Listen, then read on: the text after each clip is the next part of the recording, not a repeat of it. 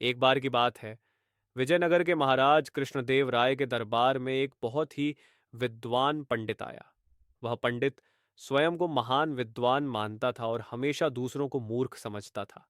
वह दरबार में आकर महाराज से बोला, महाराज, मुझे यह विश्वास है कि आपके राज्य में मेरे जैसा विद्वान और कोई नहीं है। यदि किसी में इतनी विद्वता हो तो मुझे चुनौती दे सकता है। महाराज ने पंडित की चुनौती सुनी और दरबार के सभी विद्वानों को बुलवाया, लेकिन कोई भी उस पंडित का सामना करने की हिम्मत नहीं कर पाया। वह पंडित बहुत ही घमंडी और आत्ममुग्ध था, इसलिए महाराज ने तेनालीराम को बुलाने का निर्णय किया। तेनालीराम को महाराज ने दरबार में बुलाया और पूरी स्थिति से अवगत कराया। तेनालीराम ने मुस्कुराते हुए कहा, महाराज, आप चिंता न करें, मैं इस पंडित की चुनौती का उत्तर दूंगा। तेनालीराम ने कुछ सोचा और फिर बोला, महाराज, मुझे बस 3 दिन का समय दीजिए, मैं इस समस्या का हल निकालूंगा। तेनालीराम 3 दिन बाद दरबार में आया और उसने महाराज से कहा, महाराज, अब समय आ गया है कि हम इस पंडित की चुनौती का उत्तर दें। तेनालीराम ने दरबार में पंडित से कहा, महाशय, आप बहुत बड़े विद्वान हैं, इसमें कोई संदेह नहीं है, लेकिन मैं आपसे एक प्रश्न पूछना चाहता हूँ। यदि आप इसका उत्तर दे देते हैं तो मैं आपकी विद्वता मान लूंगा।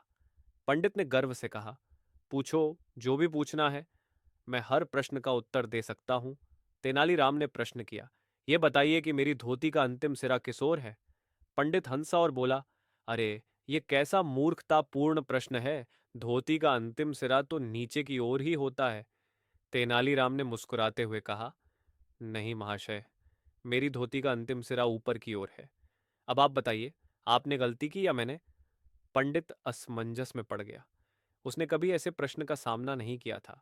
वह इस बात पर अड्डा रहा कि तेनालीराम गलत है, लेकिन तेनालीराम ने महाराज और दरबारियों के सामने अपनी धोती खोलकर दिखाया, जिसमें उसका अंतिम सिरा सचमुच ऊपर की ओर था।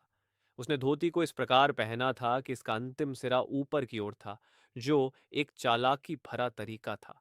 पंडित यह देखकर पूरी तरह चकित रह गया। उसने अपना सिर झुका लिया और स्वीकार किया कि वह तेनालीराम की बुद्धिमानी के आगे हार गया है।